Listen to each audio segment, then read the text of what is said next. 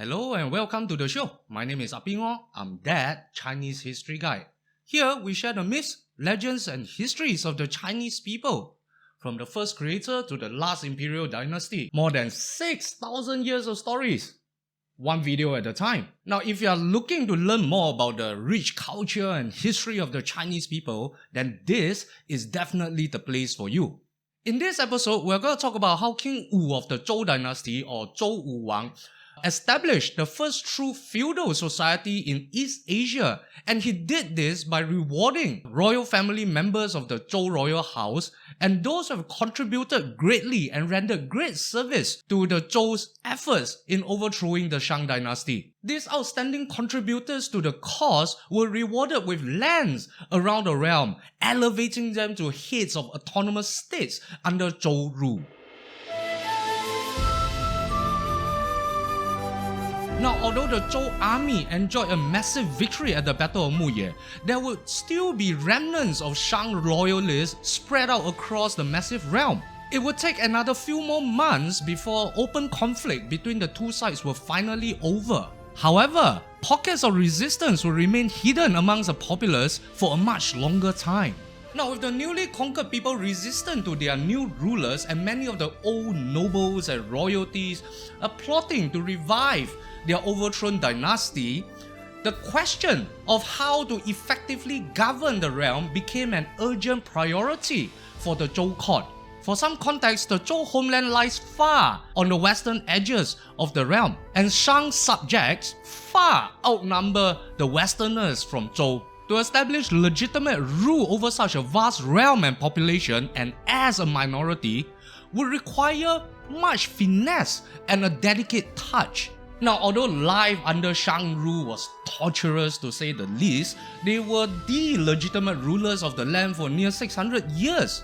It is one thing to curse at the king and wish him dead, but it's a totally different story when the kingdom is invaded by a foreigner and the populace is forced to accept a new social compact. Now, a very good example would be Po Yi and Su Qi, whom we will talk about in a future episode.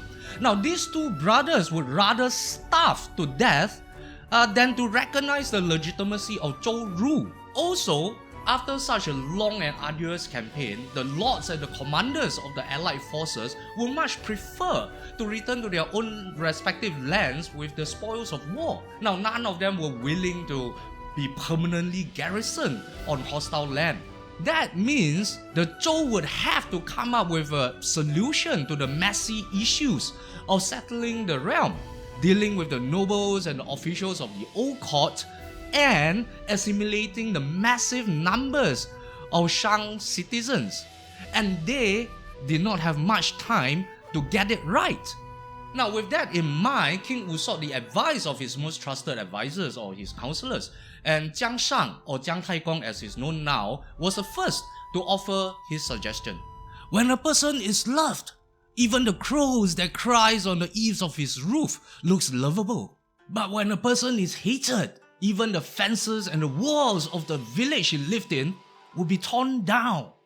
Now, that was an analogy to imply that King Wu should eradicate all remnants of Shang influence by executing the entire Shang clan and all of the old bureaucracy. Even normal Shang peasants who opposed the new rule or were resistant to the new rule should be killed as well. To put it bluntly, Jiang Shang was proposing a wholesale genocide of the entire Shang people. Naturally, King Wu rejected the proposal, knowing that taking such drastic actions would spark a second Shang-Zhou war before the throne was even warmed. Duke Shao or Shao Gong was then asked for his opinion, and this was what he said. It is my opinion that we should execute those who are known to be criminals and oppressors. But we can show mercy to those who are obedient and who are accepting of our rule. King Wu nodded as he listened to the suggestion, but he still felt that it was not the most ideal solution to the problem at hand. And it was at this time that Duke Zhou or Zhou Gong offered his counsel. I think that we should let the people live in their original houses, go about their original jobs, and create as little disruption as possible to their daily lives. Now, at the same time, we should recruit the virtuous and talented amongst the Shang populace and let them serve the court. Now, this time, King Wu was extremely pleased with the proposal. Not only would it greatly reduce the sense of animosity toward the new royal house, it will also reinforce the image of the Zhou rulers as being benevolent and open-minded and generous. Now, King Zhou's personal treasury was then opened up, and all the treasures contained within were distributed to the common people who suffered greatly under the oppressive rule of the late Shang society. Now, Lord Bi Gan's body was also recovered and given a proper royal burial, and a shrine was also built to honor this well-loved sage of the late Shang dynasty.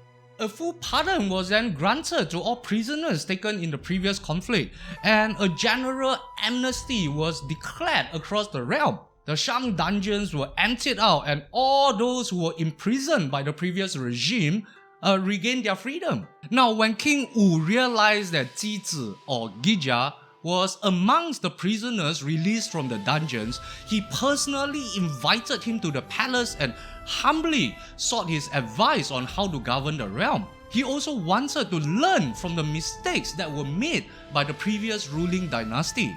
Ji generously shared his insights with the new king, but declined the offer to be a senior minister in the new royal court, choosing instead to leave the realm with those who would follow him.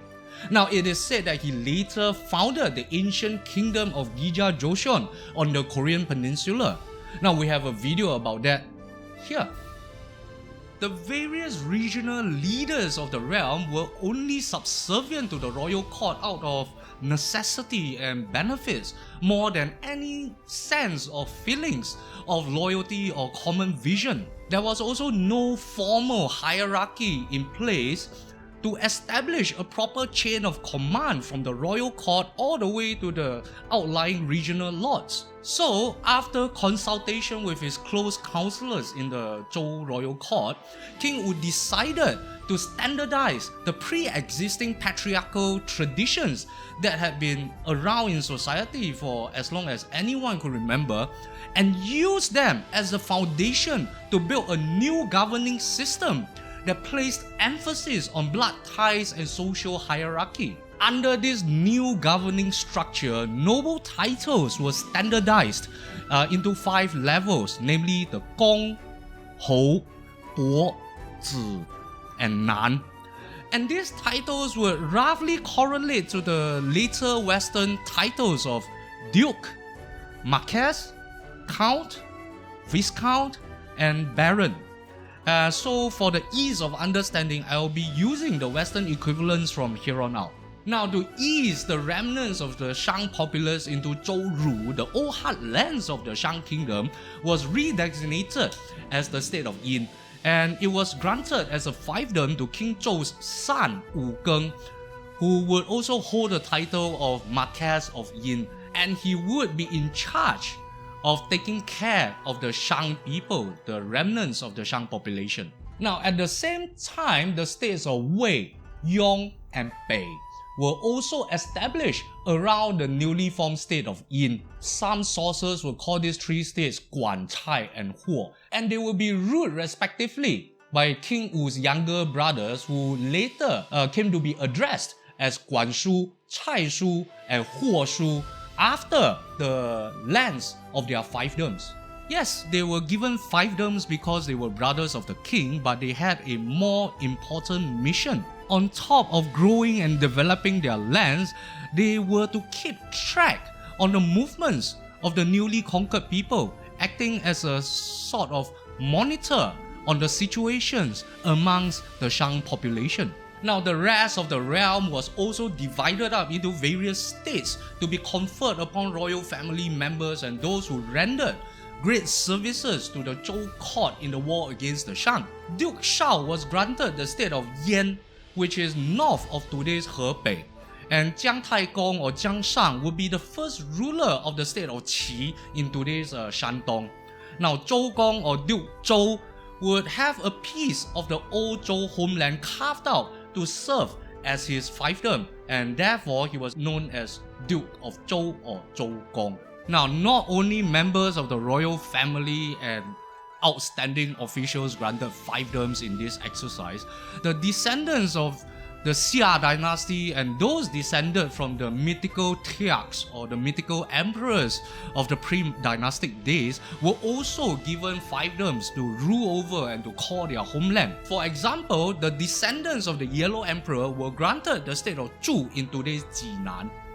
A branch of the descendants of Yao was granted the state of Ji in today's Beijing basically, and the descendants of Shun was given the state of Chen in today's Huaiyang area.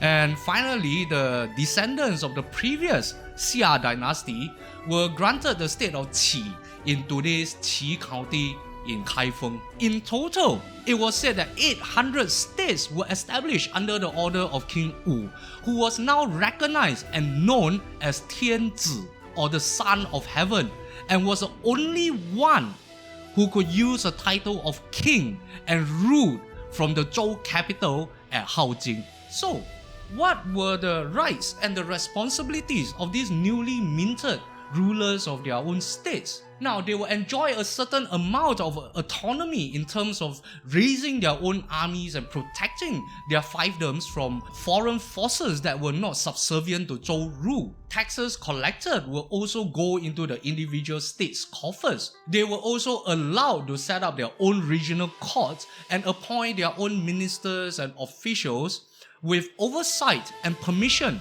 from the Zhou royal court.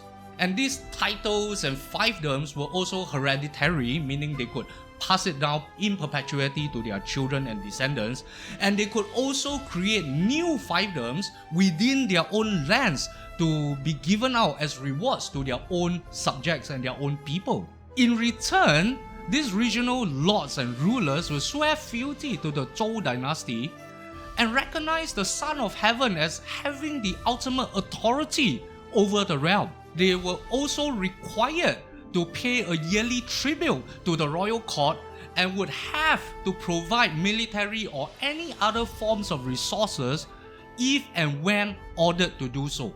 The Son of Heaven had the right to revoke any title of fiefdom as he deemed fit, and he also held the power of life and death over the lords of the land.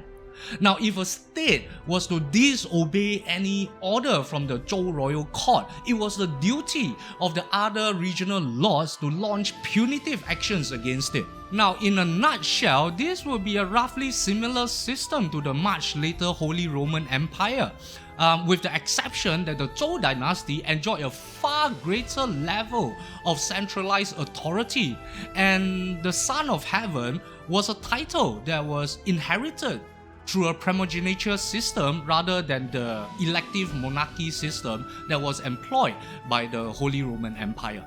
Now, compared to the relatively primitive quasi-tribal federation system employed by the Shang dynasty, this new political system is no doubt a more structured and advanced system of exerting control and influence over a vast realm. Now, this reshuffling of the political landscape with the appointment of an entirely new ruling class also meant that it was one of the largest exercises in wealth and resource redistribution in human history. And one can also say that this is the true beginning of the Chinese as a singular people.